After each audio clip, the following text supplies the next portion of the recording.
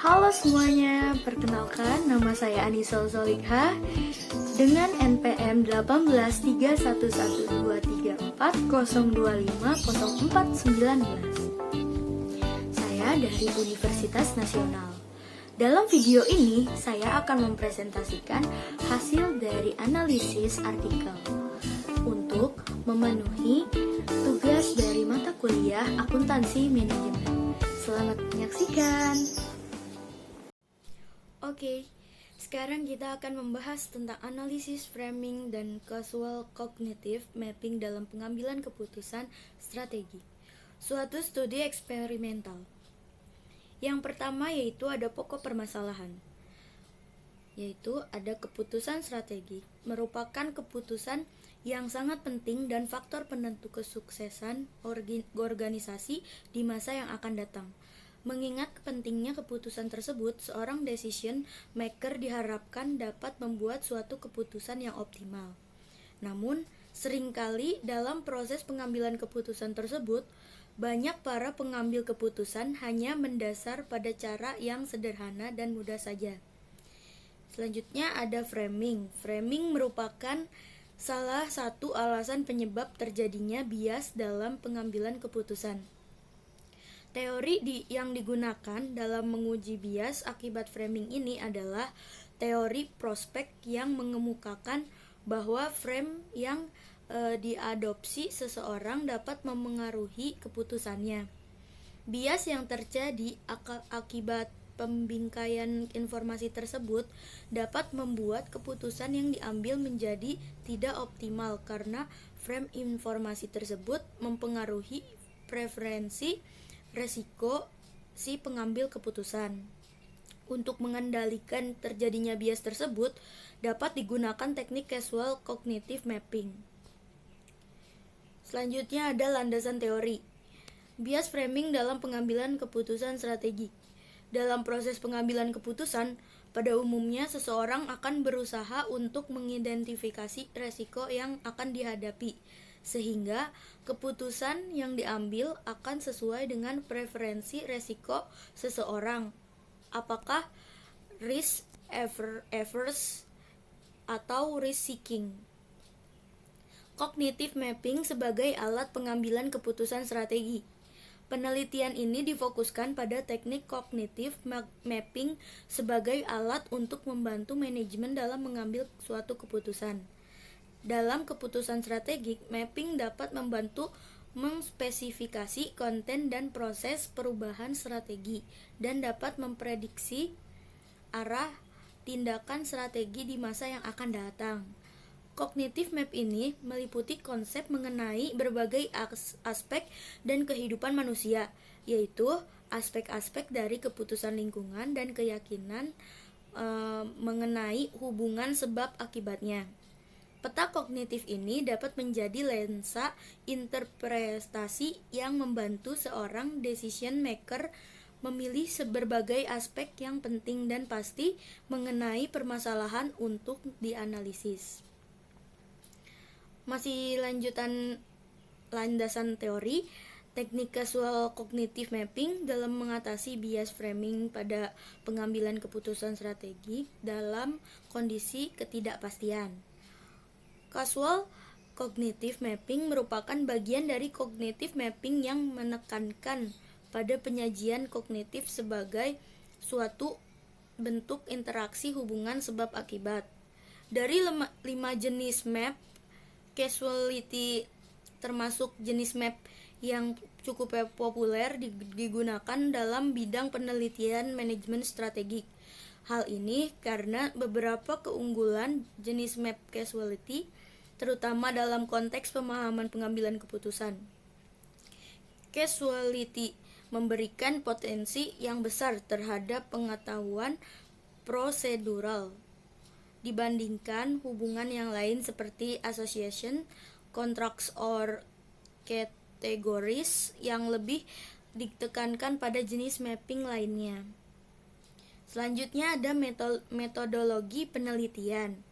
Subjek penelitian, partisipan yang dilibatkan dalam eksperimen penelitian ini adalah 114 mahasiswa. Magister Manajemen atau MM. Universitas Gadjah Mada, Jakarta kelas eksekutif. Pertimbangan dalam memilih subjek tersebut adalah untuk dapat mewakili proksi pengambil keputusan yang sebenarnya. Hal ini dikarenakan sebagian besar mereka itu telah bekerja dan berpengalaman menjadi pengambil keputusan dalam suatu perusahaan. Nah, desain penelitian. Penelitian ini menggunakan desain eksperimen untuk menginvestigasi hipotesis-hipotesis dengan faktorial desain 2x2 dan between subject. Eksperimen dimanipulasi dengan kondisi framing positif dan negatif tanpa melakukan teknik causal cognitive mapping dan dengan menggunakan teknik causal cognitive mapping. Partisipan hanya menerima salah satu dari 4 kondisi yang ada. Framing positif dan negatif. Framing diuji pada potensial gains dan potensial losses. Framing positif digambarkan dalam terminologi potensi laba yang dapat diperoleh dan framing negatif digambarkan dalam terminologi potensi penurunan laba dari target yang diharapkan. Yang B itu causal cognitive mapping. Causal cognitive mapping merupakan teknik pemetaan faktor-faktor yang dianggap akan berpengaruh atas pilihan suatu keputusan. Faktor-faktor ini didasarkan pada skenario kasus eksperimen. Teknik analisis statistik deskriptif digunakan untuk memberikan gambaran tentang demografi partisipan. Pengujian normalitas data juga digunakan untuk menentukan alat uji statistik yang tepat dalam menguji hipotesis. Pengujian hipotesis 1 ditunjukkan untuk menguji terjadinya bias akibat framing. Hal ini dapat dilihat dari perbedaan rata-rata preferensi resiko antara partisipan dalam kondisi perlakuan framing positif dengan partisipan dalam kondisi perlakuan framing negatif. Pengujian hipotesis 2 adalah untuk menguji secara statistik apakah terjadi penurunan bias framing akibat perlakuan teknik causal cognitive mapping. Hal ini dapat dilihat dari tidak adanya perbedaan rata-rata preferensi resiko antara partisipan dalam kondisi framing positif dan negatif setelah melakukan teknik causal cognitive mapping. Selanjutnya itu hasil penelitian. Preferensi risiko. Dalam penelitian ini adalah preferensi risiko baik risk averse maupun risk seeking. Hal ini dapat dilihat dari pilihan tujuan pemasaran produk perusahaan dengan laba yang ditawarkan. Materi eksperimen. Dalam penelitian ini, peneliti menggunakan instrumen yang dikembangkan oleh Hodgkinson et al. 1999 dan selanjutnya disesuaikan untuk kasus di Indonesia.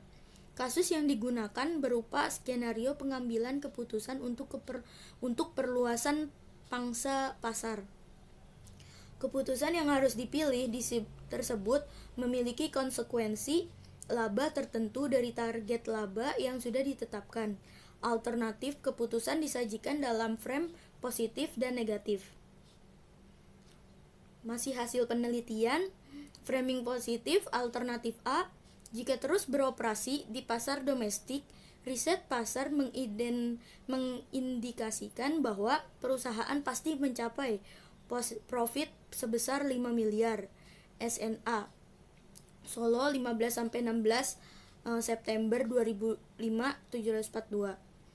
Alternatif B, jika ekspor ke pasar luar negeri, riset pasar mengindikasikan probabilitas target profit yaitu 15 miliar yang dapat dicapai adalah sepertiga, sedangkan probabilitas tanpa profit sebesar 2/3. Framing negatif alternatif A, jika terus beroperasi di pasar domestik, riset pasar mengindikasikan bahwa dapat dipastikan profit perusahaan akan turun sebesar 10 miliar dari target yang diharapkan. Alternatif B, jika ekspor keluar ke pasar luar negeri, riset pasar mengindikasikan pencapaian profit pada level target adalah 1/3, sedangkan probabilitas profit 15 miliar di bawah level target adalah 2/3.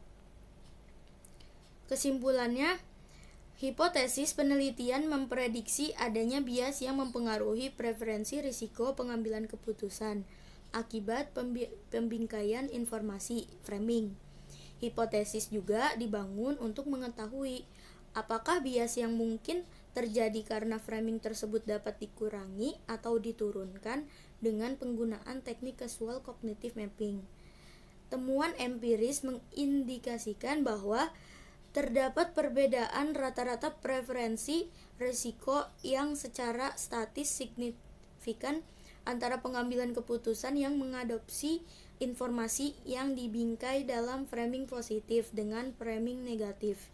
Temuan ini mendukung hipotesis 1A sehingga dapat disimpulkan adanya bias yang mempengaruhi pengambilan keputusan strategik akibat pembingkaian informasi. Selanjutnya ada interpretasi hasil penelitian. Dari hasil pengujian pada hipotesis 2 tersebut dapat ditarik satu konklusi bahwa dengan berpikir lebih keras dalam mencari dan memproses informasi yang tersedia, suatu keputusan akan dapat terhindar dari bias yang membuat suatu keputusan menjadi kurang optimal. Yang kedua, teknik casual cognitive mapping dapat memfasilitasi seorang decision maker dalam menuangkan peta pemikiran mereka dalam rangka mencari dan memilih keputusan yang terbaik. 3. Melalui teknik ini dapat dilihat hubungan-hubungan yang relevan di antara berbagai faktor yang mempengaruhi keputusan. Pengambilan keputusan juga dapat menentukan hubungan positif dan negatif dan kekuatan dari hubungan tersebut. Keempat, dengan demikian, teknik casual cognitive mapping merupakan salah satu alat yang dapat digunakan oleh pengambil keputusan strategik dalam memproses informasi dan menentukan keputusan yang terbaik. Selanjutnya ada kritik terhadap penelitian. Yang pertama, kelemahan yang tidak dapat dihindari dari pengujian eksperimental adalah validitas eksternal penelitian, ketidakmampuan hasil eksperimen untuk menggeneralisasi simpulan penelitian secara menyeluruh. Yang kedua, peneliti tidak mengukur preferensi resiko awal para partisipan terlebih dahulu untuk mengetahui perubahan preferensi risiko setelah diberi informasi dengan framing.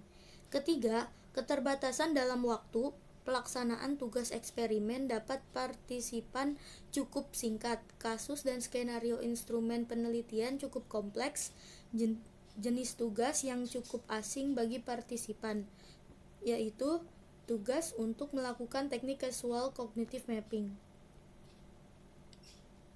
Selanjutnya ada fungsi yang akan datang, future research.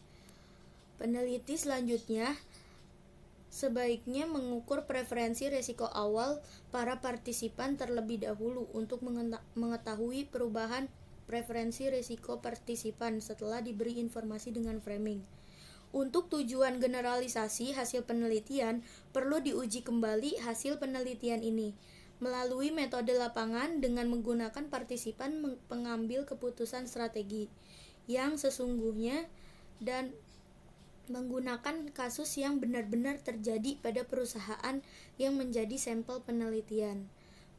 Penelitian yang akan datang pada bidang ini masih sangat luas. Penggunaan teknik casual cognitive mapping dalam mengurangi bias pada keputusan strategik yang telah diuji pada penemuan ini dapat diperluas pada bias kognitif lainnya yang sering terjadi baik di bidang perilaku pengambilan keputusan maupun manajemen strategi. Terima kasih semuanya sudah menyaksikan hasil dari presentasi saya. Kurang lebihnya saya mohon maaf. Wassalamualaikum warahmatullahi wabarakatuh.